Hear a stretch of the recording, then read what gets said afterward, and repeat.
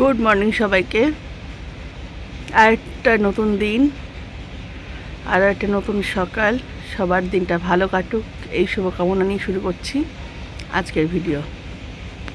এই যে সকালবেলা ব্রেকফাস্ট নিয়ে চলে এসেছি। এখন বাজে 9:17। এই যে একটা কলা, 1 কাপ দুধ, 2টো রুটি। আগে ওষুধ খাবো, খেয়ে তারপর ব্রেকফাস্টটা করবো, তারপরে যথারীতি দোকানে যাওয়া। চলো খেয়ে নিই, তারপরে তোমাদের সাথে দোকানে যাওয়ার সময় কথা হচ্ছে।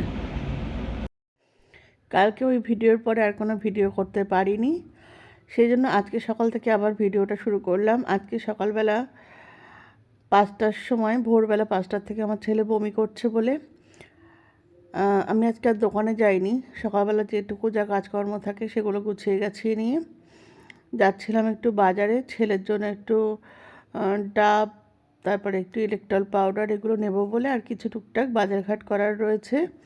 যেহেতু সবজি টবজি সমস্ত কিছু ফুরিয়ে গেছিলো, আর আজকে আমাদের এখানে যেহেতু হাটবার, শনি মঙ্গলবার করে হাট বসে, তো আজকে ছিল হচ্ছে শনিবার।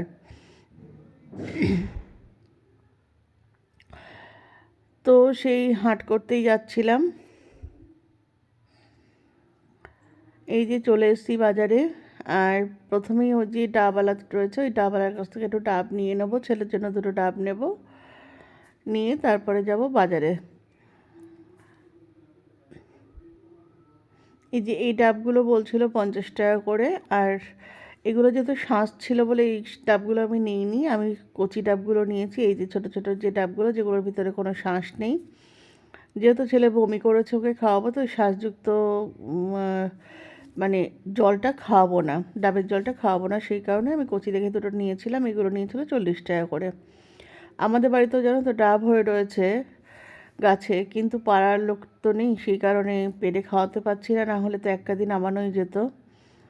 তো যাই হোক, আমি দেখিয়ে দিচ্ছিলাম কোন 2টো নেব, আর ওনার কাছ থেকে আমি মুখ কেটে নিয়েছিলাম, কারণ বাড়িতে নিয়ে এসে মুখ কাটতে পারি না আমি, সেই কারণে। তারপরে সোজা চলে গেছিলাম সবজি বাজারের ভিতরে। টুকটাক কিছু সবজি নিয়েছি, অনেক কিছু নেওয়া হয়নি, কিন্তু মানে যেটুকু লাগবে সেটুকু নিয়ে নিয়েছি। আর কালকে জানো তো সবজি বাজার করেছি ঠিক কথা, বাট আলু পেঁয়াজ নিতেই ভুলে গেছি। যাই হোক, সেটা আবার পরে নিয়ে নিয়েছি। তারপর আমি যে দোকান থেকে সবজি নিই সেই দোকানেই যাচ্ছিলাম। নিই, অনেক দোকান থেকেই নিই, কিন্তু আমার কতগুলো 2-3টে দোকান বাঁধা ধরা রয়েছে, সেই দোকানগুলো থেকেই মেনলি আমি নিই।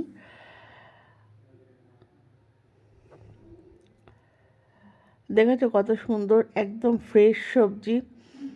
আমাদের এখানে জানো তো সবজিগুলো ভীষণ ফ্রেশ হয়, কারণ এগুলো আমাদের এখানকারই সমস্ত জমিতে চাষ করা হয়। এই সবজি সব কিছু কিন্তু আমাদের এখানকারই, বাইরে থেকে কোনো সবজি আমাদের এখানে আসে না। তারপরে এই দোকানে চলে এসেছিলাম, এখান থেকে যা সবজি নেওয়া নিয়েছি।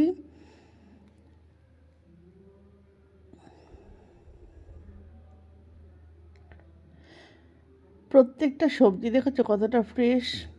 এখান থেকে নিয়েছিলাম কচু নিয়েছি, আর কী কী নিয়েছিলাম এখান থেকে, red bell pepper, yellow bell pepper, আর কী কী নিয়েছিলাম এই মুহূর্তে আর মনে পড়ছে না।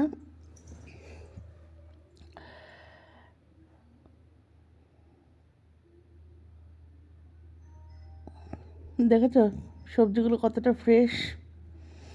তারপর সোজা মাছ বাজার না, এখানে চলে গেছিলাম কটা বড়ি নিতে, কারণ বড়ি শেষ হয়ে গেছিলো। তারপরে সেখান থেকে চলে গেছিলাম মাছ বাজারে।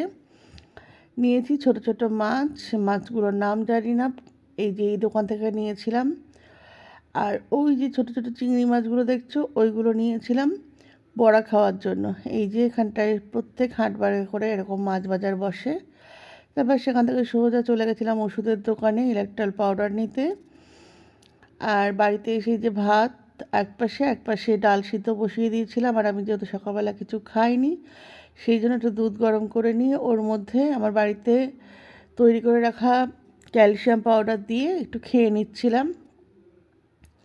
আর বাজার থেকে না পেঁপে আনবো সেটাই ভুলে গেছিলাম, লাউ নিয়েছিলাম, সে লাউ দিয়ে ডাল দিয়ে পাতলা করে ডাল করেছি ছেলের জন্য, আর আলু সিদ্ধ দিয়েছি।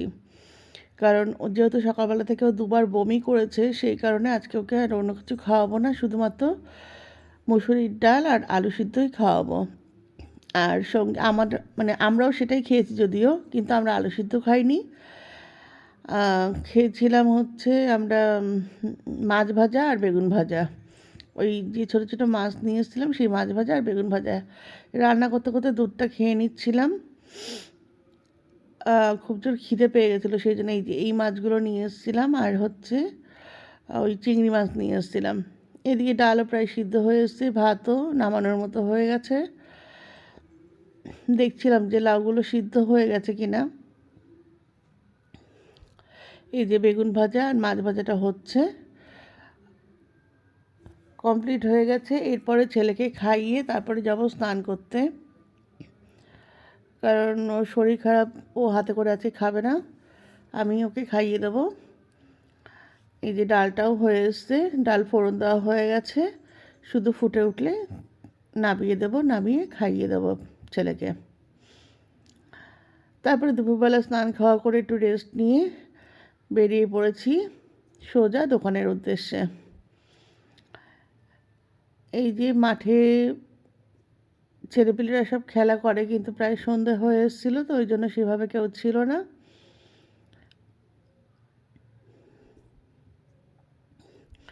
আর আমাদের এখানে না বেশ ভালোই ঠান্ডা পড়ে গেছে, রাত্রে ফেরার সময় তো বেশিই ঠান্ডা লাগে।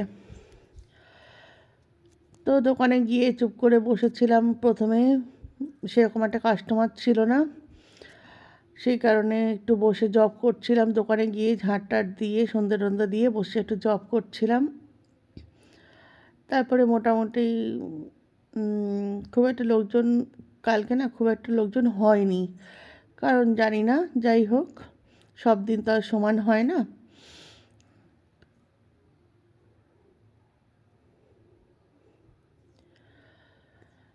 আর এই যে আমার দোকানের সামনে যে ফুল গাছ বসে, সেই ফুল গাছের ওখান থেকে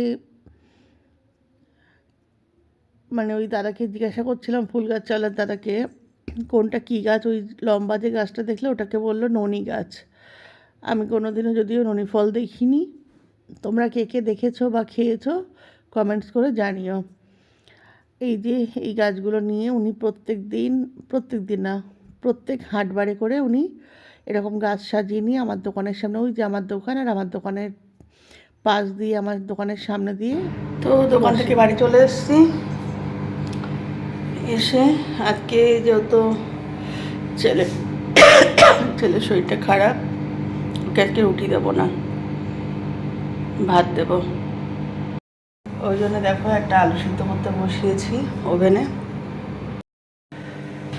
তো ওই ডাল দিয়ে, কাল দুপুরের ডালটা আছে, ডাল দিয়ে আর আলু সিদ্ধ দিয়ে খাওয়াবো। দুপুরেও তাই খাইয়েছি, যেহেতু বমি করেছে, আজকে অন্য কিছু আর দেবো না।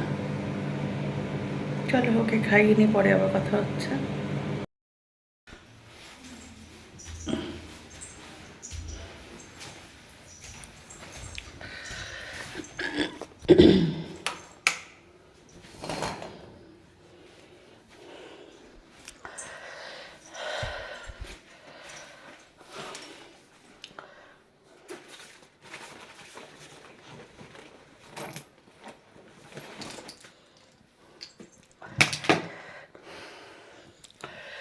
দোকান থেকে এসে এখনও চেঞ্জও করিনি, কারণ একবারে তোমরা তো দেখলেই, বললাম ছেলেকে খাওয়াবো, ওকে খাইয়ে, ও বাবা দাঁড়া একটু বসে নি, ওকে খাইয়ে তারপরে আমি নিজেও খেলাম, মাকে খাবার দিয়ে আমিও খেয়ে নিলাম একবারে। কারণ এখন রাত খুব বেশি না হলেও শীতের রাত তো, 9:51 বাজে, ওই জন্য একবারে খেয়ে দিয়ে উপরে চলে আসলাম। তো আমার বকবক আজকে এতটুকুই। যদি আমার ভিডিও তোমাদের ভালো লেগে থাকে তাহলে প্লিজ একটা লাইক করে দিও, কমেন্টস করো, আর পারলে চ্যানেলটা অতি অবশ্যই সাবস্ক্রাইব করতে ভুলো না। তো চলো দেখা হচ্ছে খুব শিগগিরই পরবর্তী একটি ব্লগের সঙ্গে। আমার জীবনের বিশেষ কিছু মুহূর্ত নিয়ে। ততক্ষণের জন্য সবাই ভালো থেকো, সুস্থ থেকো। আজকের মতো টাটা, গুড নাইট।